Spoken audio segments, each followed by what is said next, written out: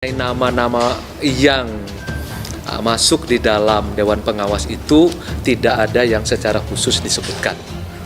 Cuma tegas dinyatakan pada intinya adalah bahwa mereka yang akan masuk dalam Dewan Pengawas 5 karena disesuaikan dengan undang-undang di masa transisi itu kan presiden yang berhak menentukannya. Nah, saya harapkan memang kita sebagai penyelenggara negara bisa menjadi contoh untuk semua.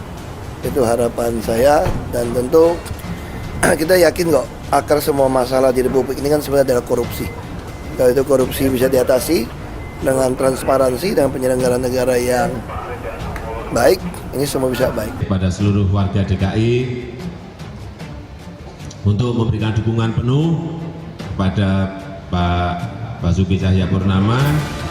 Tentu saja kami dari pemerintah pusat nantinya juga akan memberikan dukungan yang penuh sehingga persoalan-persoalan yang ada di DKI Jakarta ini bisa terselesaikan dengan baik.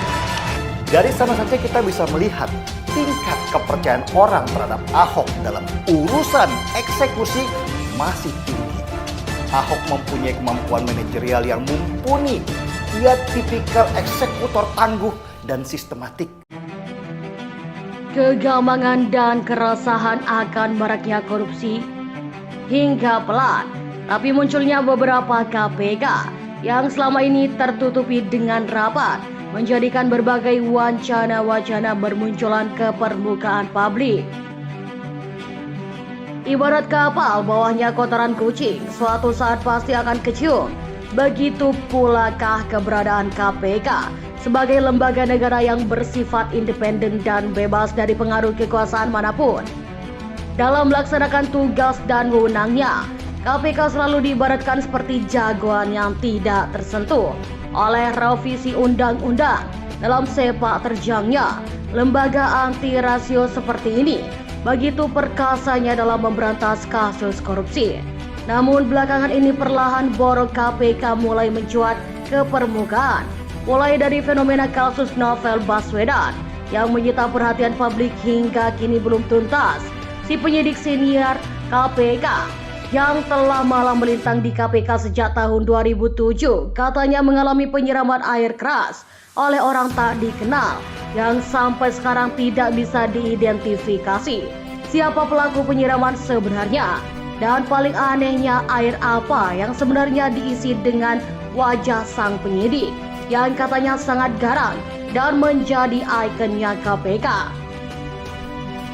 Sampai sekarang belum tuntas hingga menimbulkan polemik dengan beredarnya video sang penyidik yang masih bisa melirik karena dengan kedua bola matanya jadi tidak salah apabila ada yang mewakili masyarakat untuk melaporkan sang penyidik senior agar kasus tersebut benar-benar tuntas dengan harapan ketahuan siapa bohong dan bermain dalam kasus besar ini.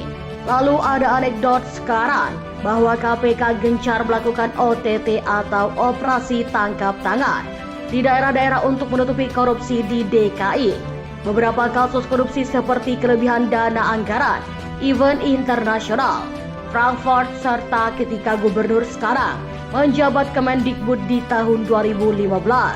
Laporan Andar mengatasi Tumorang Direktur Government Against Corruption and Discrimination atau GLCD menguap hingga kini, dan banyak anggapan mengapa seorang gubernur tidak tersentuh itu karena masih erat hubungannya dengan keberadaan penyidik senior KPK Novel Baswedan. Apakah seperti itu kejadiannya? Apakah benar hubungan kerabat, hubungan kekeluargaan mengakibatkan mereka saling tolong-menolong dan menutup-nutupi sesuatu berbau korupsi? Nah, mari kita tunggu seiring dengan berjalannya waktu. Yang jelas Kementerian Hukum dan Hak Asasi Manusia telah resmi mencatat revisi Undang-Undang Komisi Pemberantasan Korupsi atau Undang-Undang KPK Kelembagaan Negara sebagai Undang-Undang Nomor 19 Tahun 2019 tentang perubahan Undang-Undang KPK. Walau belum ditandatangani oleh Presiden Jokowi, satu hal yang pasti membuat publik menunggu dan bertanya-tanya, siapakah yang akan menjadi anggota Dewan Pengawas Komisi Pemberantasan Korupsi atau Dewan KPK sebagian dari revisi Undang-Undang KPK yang baru. Keberadaan pengawas KPK setengah dinanti publik, siapakah yang cocok menduduki jabatan penting itu? Presiden Joko Widodo sangat berwenang untuk mengunjuk siapa langsung sosok-sosok yang cocok untuk mengawasi kinerja KPK yang selama ini tidak pernah diawasi.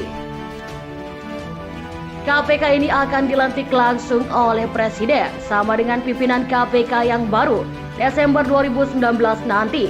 Nanti masih bulan Desember, masih digoda di tim internal. Kalau sudah selesai kami sampaikan, kata Jokowi di Jalan Expo Kemayoran, Jakarta.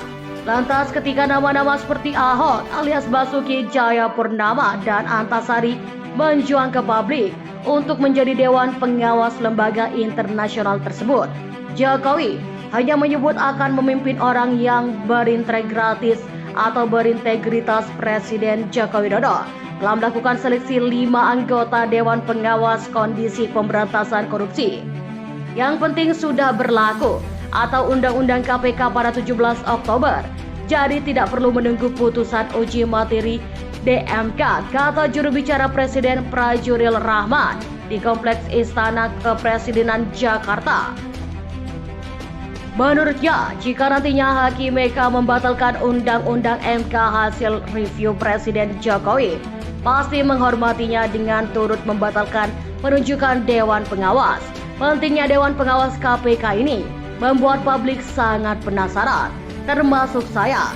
Apakah benar sosok Ahok dan Antasari yang sudah terbukti integritasnya dalam bekerja dan menjaga rakyat akan maju ke depan sebagai Dewan Pengawas KPK? Bagaimana pendapat kalian tentang video ini? Komen di kolom komentar di bawah.